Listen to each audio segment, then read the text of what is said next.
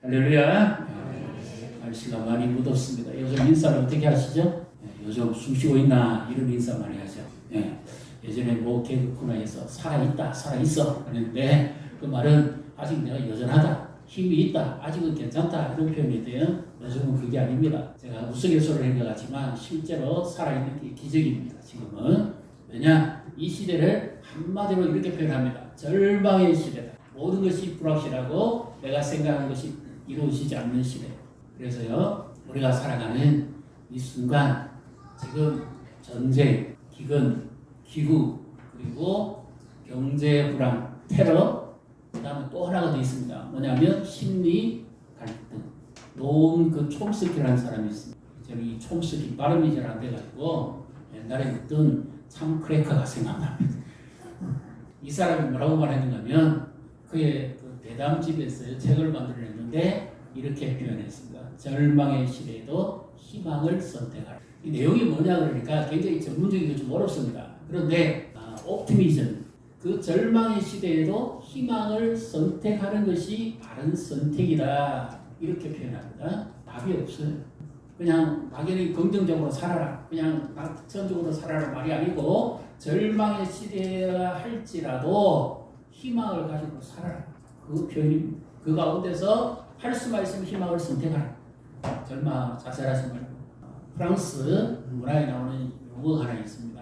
뭐냐면 해가지고 날이 어둑어둑하는데 저 앞에서 나를 향해 달려오는 짐승이 개인지 늑대인지 구분이 안 갈 때 우리가 이 단어를 불확실성이라고 그렇게 표현합니다. 지금 내 앞에 오는 이 미래가 나에게 유익할지 아니면 나를 해롭게 할지 불확실한 우리 미래가, 노후가, 그리고 청년들의 미래가 장담을 못합니다. 그러니까 내일을 장담을 못합니다. 그래서 오늘 살아있다는 것 자체가 기적입니다. 희망을 가지고 살아라. 포기하지 말고. 이것이 일반적인 학자들의 이론입니다. 오늘 성경에는요, 그 절망의 시대에 보석같이 빛나는 사람이 있습니다. 하나님이 아무리 절망이라도 하나님의 손에 잡히면 보석같이 빛나게 해주실 줄 믿으시기를 바랍니다. 옆에 보시고 축복하십시다. 당신은 보석같은 사람입니다. 요시야라는 임금은 어린 나이에 왕이 됩니다. 8살에 왕이 오릅니다. 8살 같으면 우리로 치면 유치원 졸업 아니면 초등학교 입학할 나이밖에 안 되죠. 그런데 이 왕은 그 아버지 아몬과 할아버지 머나세의 길을 따라가지 않았어요. 그들은 우상을 숨기고 타락하고 하나님을 멀리하고 범죄했습니다. 눈에 보이는 우상을 가까이 했지요. 세속화됐습니다. 그런데 이 요시야는 하나님이 은혜를 베푸시는데 어떤 은혜를 먼저 주시는가 하면 마음의 변화가 일어나게. 우리가 이번 성경학교 했죠. 또 우리가 주일 말씀을 듣죠. 하나님이 어떤 사람에게 은혜를 주셨는가 알 수 있는 것이 하나 있어요. 뭐냐? 마음이 변화되면 은혜 받은 사람. 로마서 12장 1, 2절에 이런 말씀이 있죠. 그러므로 형제들아 내가 하나님의 모든 자비하심으로 너희를 구원하노니 너희 몸을 하나님이 기뻐하시는 거룩한 산 제물로 제사로 드리라. 왜냐하면 이는 너희가 드릴 영적 예배니라. 그러므로 너희는 이 세상을 본받지 말고 마음으로 변화를 받아. 요시야는 마음으로 변화를 받았습니다. 우리가 말씀을 듣고 마음으로 변화를 받으면 은혜 받은 줄 믿으시기를 바랍니다. 하나님의 선하시고 기뻐하시고 온전하신 뜻이 무엇인지 분별하도록 하라. 이 요시야는 34장 1절에 보면 1, 2절에 그 마음이 하나님께 향해 절망의 시대 하나님을 선택했습니다. 지금 어렵고 힘듭니까? 앞이 보이지 않습니까? 절망적이라고 생각하십니까? 낙담하십니까? 그렇다면 하나님을 의지하십시오. 하나님을 의지하는 제일 첫 번째 뭐냐? 마음의 변화가 일어나는 거예요. 하나님 은혜 주시는 사람에게 제일 먼저 눈에 보이지 않지만 가장 작은 것이라도 내 마음의 변화를 일으켜 주시는. 게임을 안 하고 말씀을 들어야 돼요. 주일 예배에 와서 일찍 앉아서 말씀을 읽어야 돼요. 기도해야 돼요. 사소한 한 가지지만 내 마음에 변화가 일어난다면 은혜를 받았고 은혜를 입고 있는 사람입니다. 수동적으로 마지못해 앉아있는 것이 아니라 내가 자발적으로 하나님 앞에 나와서 마음을 열고 하나님을 찾기를 원하면 하나님이 은혜를 주시오. 하나님께서 이런 요시야에게 어떤 은혜를 베풀어 주실까요? 성전을 재건하라는 마음을 주십니다. 이미 그 아버지 때 그리고 그 할아버지 때는 가장 악한 왕들이었습니다. 하나님 멀리했어요. 성전의 문을 닫아버렸어요. 그리고 성전을 방치했습니다. 우상의 눈에 보이는 우상에게 절하고 복을 빌고 그들의 운명을 맡겼습니다. 그러니까 그 아버지 때, 그 할아버지 때 성전이 문 닫았어요. 우리는 지금 얘기하면 문 닫은 겁니다. 거미줄이 덕지덕지하고 비가 오고 그다음에 온 땅이 먼지 투성이고 완전히 그냥 막 더럽혀져 있는 거예요. 어둑어둑하고 그렇습니다. 근데 거기에 이 왕의 명령을 따라 성전을 보수하고 재건하러 갔던 무리들이 그 헌금하면서 돈은 순순된 그 일꾼들에게 제사장들에게 나눠주고 레위에게 나눠주고 했지만 아주 낡아 빠진 두루마리 하나를 발견합니다. 이것이 뭐냐? 율법책 모세가 들어간 창세기, 출애굽기, 레위기, 민수기, 신명기 이 5권의 성경이 기록되어 있는 두루마리를 발견합니다. 그래서 그것을 hil기야라는 제사장이 들고 와서 사발해 주시고 서기가 말씀을 기록하고 왕의 일기를 기록하는 사람이죠. 그 사람에게 읽으라고 갖다 줍니다. 그래서 18절 같이 읽습니다. 서기가 사발이 왕에게 아뢰어 이르되 제사장 hil기야가 내게 책을 주더이다 하고 사발이 왕 앞에서 그것을 읽으매 하나님의 말씀을 읽으매 왕이 반응합니다. 왕이 어떤 존재입니까? 통치자입니다. 주권자입니다. 다윗 같은 경우는 사람을 죽이기도 하고 아내를 뺏어오기도 했죠. 우리아도 죽여버리고 우리아의 아내도 취해버리고 자기의 범죄함을 감추기 위해서 마음대로 할 수 있는 사람이 왕입니다. 그런데 이 왕이 비록 나이는 어렸지만 하나님 앞에서 그 말씀에 귀를 기울입니다. 은혜 받는 사람의 특징이 뭐예요? 말씀 앞에 반응합니다. 말씀 앞에 자기의 내면을 돌아봅니다. 말씀 앞에 정직하게 자신을 나타냅니다. 마음의 변화가 일어나는 사람, 말씀 앞에서 반응하기 시작합니다. 제가 성경 읽다가 제일 불쌍한 사람이 한 사람 나옵니다. 누굴까요? 바로 오르바입니다. 오르바. 처음에 시어머니에 따라왔다가 계속 만류하고 시어머니가 내가 자식이 없으니까 이제 어찌 너희들과 결혼하겠느냐, 미래가 없다. 그러니 빨리 너 고향으로 돌아가라 그러니까 오르바가 마지못해 돌아가죠. 그런데 운명이 뒤집어졌다면 어떻게 되겠어요? 룻이 가고 오르바가 만약에 그 끝까지 하나님을 의지하고 시어머니 나오미를 따라왔다면 우리는 완전히 다른 결과를 봤을 겁니다. 성경에 오르바기 이래 되어 있을 거예요. 그죠? 그 다음에 오르바의 하나님 그리고 다윗의 조상 오르바 그 다음에 예수님의 족보에도 오르바 그리고 예수님 다시 오실 때까지 교회에서 계속 오르바의 신앙과 모범을 가르칠 겁니다. 오늘 내가 서 있는 자리는 어떤 자리입니까? 절망의 자리라 할지라도 오르바 같은 선택을 하지 마세요. 하나님을 선택하고 마음을 하나님께 여십시오. 하나님을 의지하고자 할 때 하나님이 은혜를 베풀어 주십니다. 왜 이 책을 이 시대에 발견하게 했을까요? 그 아버지, 그 할아버지 때 발견했으면 책을 불에 다 태워버렸을 겁니다. 우상을 섬기는 사람이. 그런데 하나님이 묻어뒀다가 흙더미 속에서 감춰진 보배를 발견하게 합니다. 요시야를 살리고 유다를 살리고 미래를 살릴 수 있는 보석 같은 말씀이 발견되게 합니다. 나는 말씀을 자주 대하고 있습니다. 말씀을 자주 읽습니까? 낡은 말씀, 성경책을 자주 대하십니다. 하루에 한 번이라도 대하십니까? 제가요, 치과 시술할 때 의사가 이런 말을 합니다. 시간을 정해서 꼭 드시고 독적이 있으면 진통제도 드시고 그렇게 해. 왜냐? 가만히 있으면 아프거든. 의사가 시키면 시키는 다 합니다. 급한 피가 흐르면 빨리 병원에 가야 됩니다. 왜 그렇습니까? 건강하기 위해서, 살기 위해서.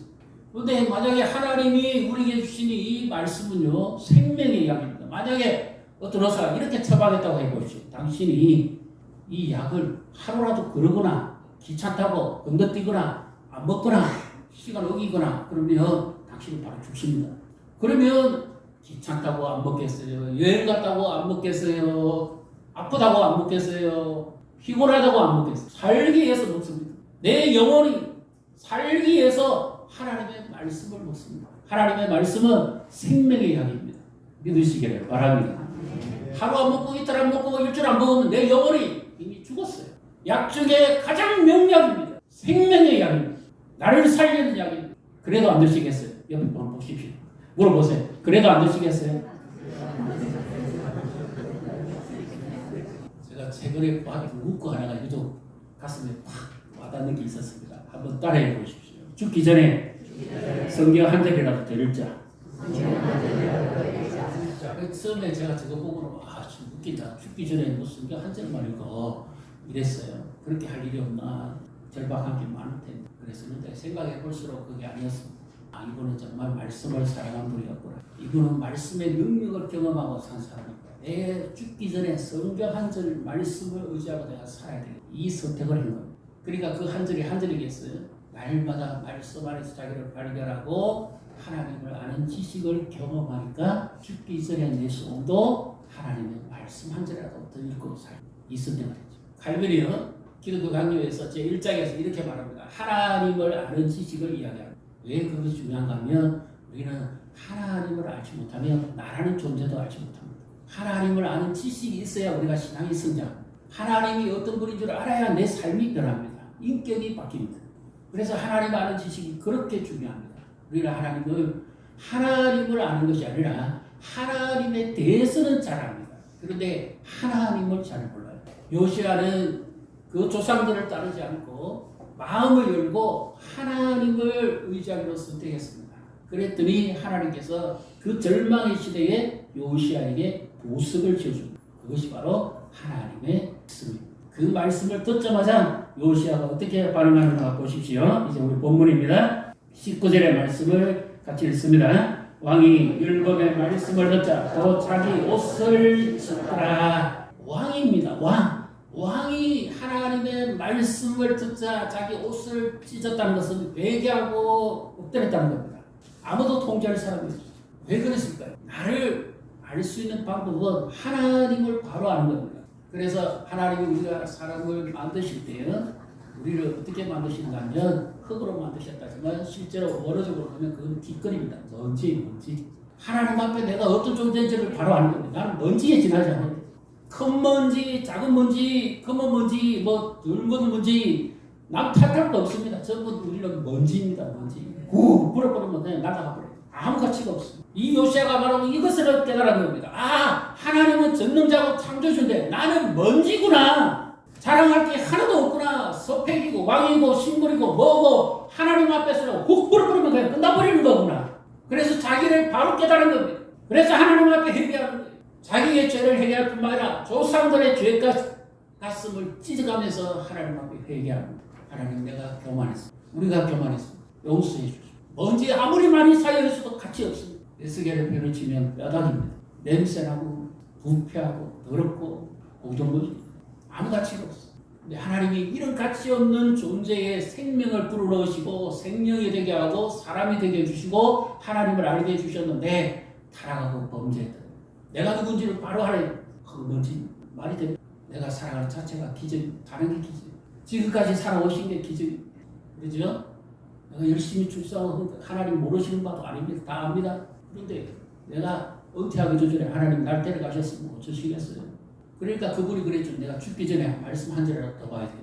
언제 갈지 모릅니다. 우리 어렸을 때 이런 놀이 많이 해봤잖아요. 요즘은 그런 걸 안 합니다만 비서치기라고 하죠. 옛날에 이렇게 돌 던져서 넘어뜨리고 땅에 금 꺼가지고 땅 따먹기 하고 여자아이들은 이 고무줄 놀이하고 그러잖아요. 그죠?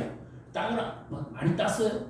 그런데 이제 해가 질렸댔어요. 엄마가 갑자기 밥 먹어라 그러면 내가 땅을 아무리 많이 땄는데 무슨 소용이 있어요. 와라 그러고 집에 가야죠. 하나님이 언제 나를 훅 뿌려볼지 모릅니다. 아무리 많은 걸 가지고 있으면 뭐합니까? 스펙을 자랑하면 뭐합니까? 하나님이 집에 와라 하고 훅 뿌려버리면 그냥 끝나버려요.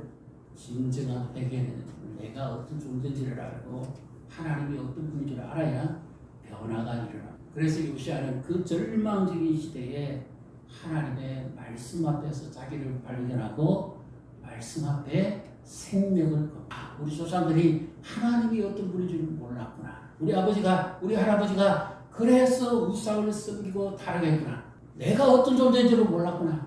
왕이면 뭐하냐? 먼지 덩어리인데 이것을 비로소 깨닫습니다. 그래서 결론을 21절 같이 읽습니다. 너희는 가서 나와 및 이스라엘과 유다와 남은 자들을 위하여 이 발견한 책의 말씀에 대하여 여호와께 물으라. 우리 조상들이 여호와의 말씀을 지키지 아니하고 이 책에 기록된 모든 것을 준행하지 아니하였으므로 여호와께서 우리에게 쏟으신 진노가 크도다 하니라. 아멘. 너희는 가서 하나님의 말씀에 대해서 물어라.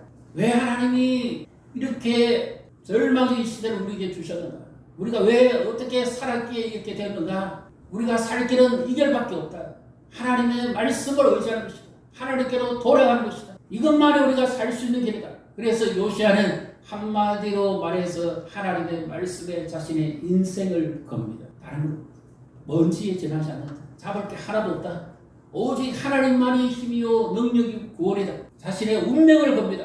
요시야가 왕이 오를 때 조상들이 함께했던 그 선조의 일꾼들은요, 우상 숭배하고 타락하고 완전 많이 했습니다. 왕이 왜 낭비를 하느냐? 이미 폐허가 되어버린 거 이제 와서 고소하는데 무슨 소용이냐고.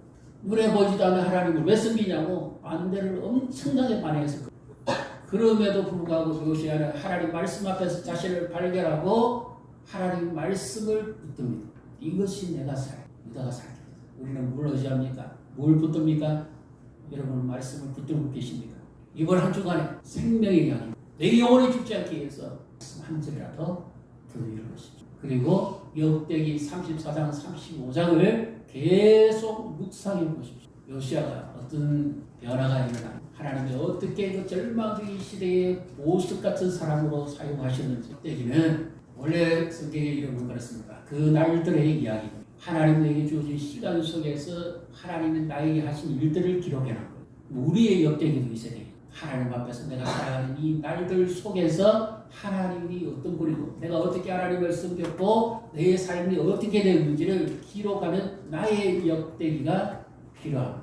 부부간에 다툼이 심해가지고 상담사가 이제 조정을 합니다. 중재를 하는데요. 남편에게 아내에게 해줄 수 있는 게 뭐냐고 아내에게 먼저 물어봅니다. 그러니까 아내가 술 먹고 늦게 들어오지 말고 좀 일찍 왔으면 좋겠다 그러니까 남편 보고 할 수 있냐니까 그거 못하겠대요. 그래서 아예 포기해라. 이 사람은 그건 안 된다. 그럼 할 수 있는 거 해줘라. 그러면 무엇 하면 되겠느냐니까 일주일에 한 번씩 집 청소 해줄 수 있냐. 그건 해줄 수 있다. 그 다음에 매일 하루에 한 번씩 사랑한다고 말해줄 수 있냐. 그건 해줄 수 있다. 할 수 있는 걸 해. 못하는 거 하면 안 돼. 마찬가지입니다. 죽기 전에 우리는 매일 하루 말씀 한 절씩 읽을 수 있습니까? 할 수 있지요? 내 영혼이 살기 위해서 역대하 34장 35장을 읽으십시오. 네, 자랑할 게 하나도 없어. 스펙도 자랑할 게 없고 건강도 자랑할 게 없고 재물도 자랑. 전부 스펙 뭔지 재물 뭔지 건강 뭔지 먼지에 지나지 않습니다. 언제 하나님이 나를 보고 절망적인 결단을 살기 위해서 몸부림치는 마음의 변화를 일으키고 말씀 앞에 정직하게 반응하십시오. 요시야는 행했습니다. 하나님 나는 뭔지 아무것도 안 자랑할 거 아니에요. 마른 뼈다귀 내 본분을 읽고 살았습니다. 내 힘으로 살아왔습니다. 내 열심으로 살아왔습니다. 은혜를 주셔서 지금까지 결론입니다. 이 요시야가 운명을 걸고 생명을 얻은 그 말씀에 내 인생을 삶을 것입시오. 마음의 변화가 있고 성경을 소리내서 읽으십시오. 그냥 읽으면 졸립니다. 소리내서 계속해서 성경을 읽으십시오. 그러면 내 영이 깨고 내 삶이 변합니다. 마음이 변합니다. 그러면 우리 시대가 아무리 절망적이라도 하나님의 손에 잡히면 보석 같은 존재가 될 줄 믿으시기를 주님의 이름으로 축복합니다.